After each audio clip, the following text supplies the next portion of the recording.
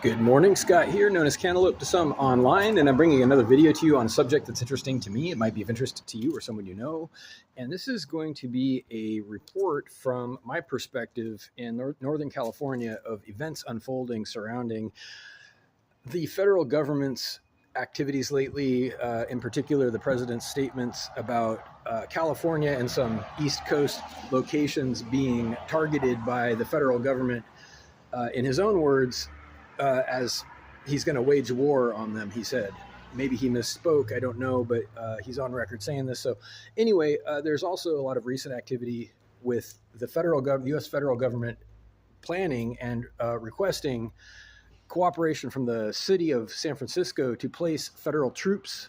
I think they said Coast Guard or something, I'm not sure, but in the city itself in anticipation of, I guess, reaction by the people, riots. I don't really know what they're expecting, but I have seen some evidence, and I want to report on this, some new stuff that's going on right now in Northern California.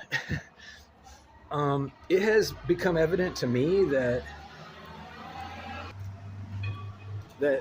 appropriation, that is to say, procurement of certain supplies and equipment, has already begun in earnest without the permission of an authority, an overseeing authority or budget manager, so to speak.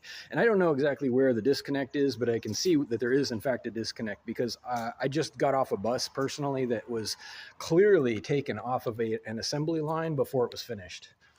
Okay, it didn't have any of the passenger buttons that normally get pushed to indicate to the driver it's time to get off the bus. It's clear that this bus was not production ready, but they're driving it around on a route. So I'm going to interpret this as a question of propriety. Is it proper for anybody to appropriate or procure something that is not necessarily officially available or has been blocked in some way by an authority? There is an answer. There's actually a very good answer. It's a clear, measurable answer, and that is, it requires some kind of justification, like any kind of procurement, right? And in this case, the question is, did said authority abuse their power? Are they abusing their access and their control of the budget to create a reasonably detrimental effect on the quality of life of the recipients, the parties who are most connected to the equipment or property in question? Is there an actual measurable detriment, and is there an abuse? It's either an abuse or it isn't. Are they using the budget as a weapon?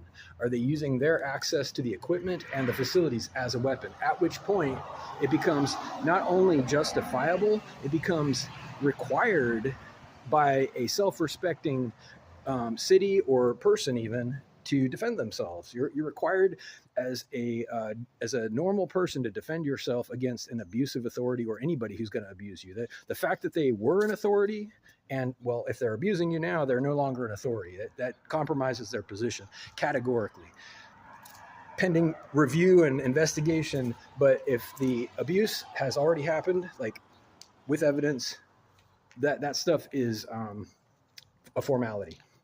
And there's a timing issue, right? There's a timing issue where if supplies or equipment or food in particular is denied for long enough, just the fact that it's essential, it's life-sustaining and necessary for daily functioning, that also constitutes an abuse, and that would be justification for procurement by any means necessary, for lack of a better way to say it. Procurement by any means necessary.